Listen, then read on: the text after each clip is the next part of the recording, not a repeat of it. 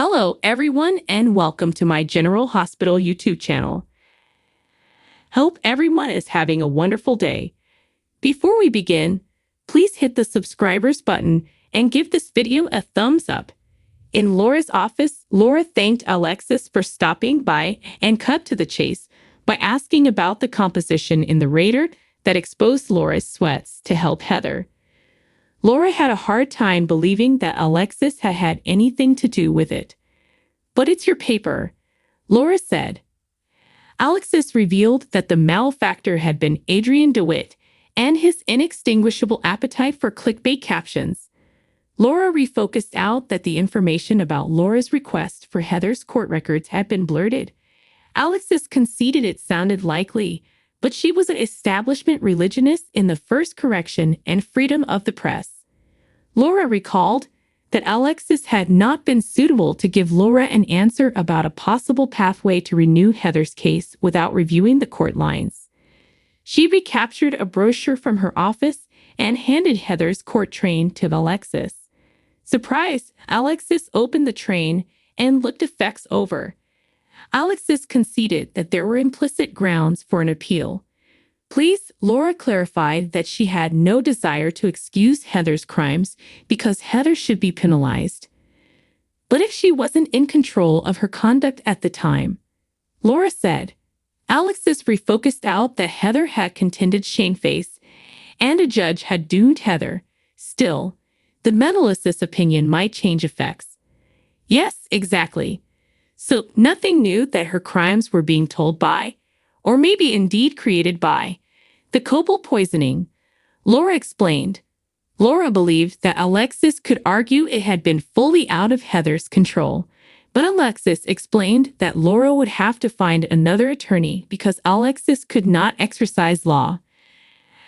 I suppose a good counsel would agree there are licit grounds to renew Heather's case, Alexis offered. Laura asked what the coming step should be. Alexis was confident that Laura would fluently find a counsel because it was an intriguing case. Laura asked for a recommendation, but Alexis wanted time to take a near look at the train. Still, Alexis advised that, once she set Heather's case into stir, Laura would not be suitable to determine the outgrowth. It could be changeable, Alexis advised. Laura sounded skeptical that Heather would be set free, but Alexis explained that it would depend on the judge, the legal argument, and the precedent. Alexis advised that Heather might get a lower judgment, be moved to another installation, or she might be freed outright. Laura appeared shocked. She claimed that the last thing she wanted was for Heather to go free, and she conceded that the families of Heather's victims would have every right to be outraged if that happened. Alexis advised Laura to drop it and walk down, but Laura asked how she could be anticipated to leave Heather in a super maximum captivity for the rest of Heather's life just to make Laura's life easier. "I cannot do that," Laura said. Alexis was glad that she wasn't a rehearsing counsel, but Laura asked what the old Alexis Davis would have said about the case. Alexis admitted that she'd have said, if the justice system decided that Heather should have a lower judgment or go free, let the law take its course. Moments laterally, Trina knocked on the door and asked to speak with Laura. After Alexis left, Laura admitted that she had an idea why Trina was there. "I do not suppose you do," Trina said in a solemn tone. In Molly's office, T stood in the doorway as Molly left a voicemail communication for her mama, asking if Alexis had heard from Christina. "I am not upset. I just want to know how she's doing," Molly explained. After she ended the call, T zoomed Molly and asked her about the communication. He was curious why Molly had not called Christina directly. Molly confessed that she had been keeping commodity from JTJ remained silent as Molly filled him in about Sonny's altercation with Dex and about Christina's response to witnessing it. Wondered how long Molly had known about the incident, so she explained that Blaze had told her about it many days after the marriage. When TJ started to leave, Molly wondered where he was going. "Where do you suppose?" he asked. He claimed that someone demanded to remind Christina that the baby she was so careless with was Jay and Molly's. Molly expostulated Jay, defying Christina. Jay did not watch because Christina continued to act without allowing, and Sonny was a peril to those around him. And done. Until this baby is born, Christina has to stay down from her father, TJ declared.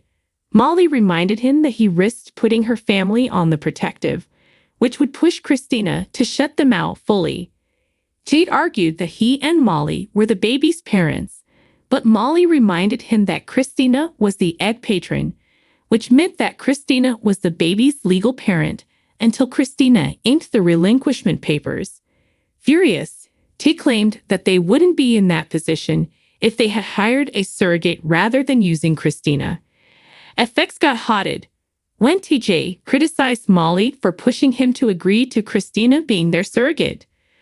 Molly reminded him that she had talked to him about it, but he argued that Molly had not given him a choice in the matter. All you could see was how bad you wanted a baby, he said. She reminded Molly that using Christina's egg had tied them to Molly's erratic family and Christina's violent and erratic father. This isn't my fault, Molly tearfully said. Molly conceded that she had wanted a natural connection to the baby because she was devastated that she'd no way witness a gestation or parturition. She refocused out that Jay could not relate because there had no way been any question that their baby would have half of his DNA. That isn't my fault, and it feels like you are condemning me for it, TJ said. Molly felt that he criticized her for wanting a natural connection to their baby, but she admitted it had been a mistake to ask Christina for help. Molly did not want to provoke Christina. Or differently, she started to say, but caught herself. Say it, TJ claimed. Fine. What if Christina decides to back out of our agreement and keep the baby for herself? She could. There is nothing stopping her, Molly said as gashes streamed down her face. Knew that Molly was right. It's a agony, he admitted. Molly cried because all they had wanted was a baby. Be careful what you wish for, I guess. Right? TJ asked. T told Molly that he to get to the sanitarium. After he left, Molly blubbed. At Christina's apartment, Blaze answered a knock at the door. It was Sonny. After he saluted Blaze, he asked if Christina was home. Just also, Christina entered the living room, but she stopped suddenly when she saw her father. Sonny vocally asked if they could talk, so Christina agreed. Sonny entered and set a gift bag on the president as he and Christina changed small talk. Thanks for watching. If you like this video, so please don't forget to subscribe my channel and don't miss any update.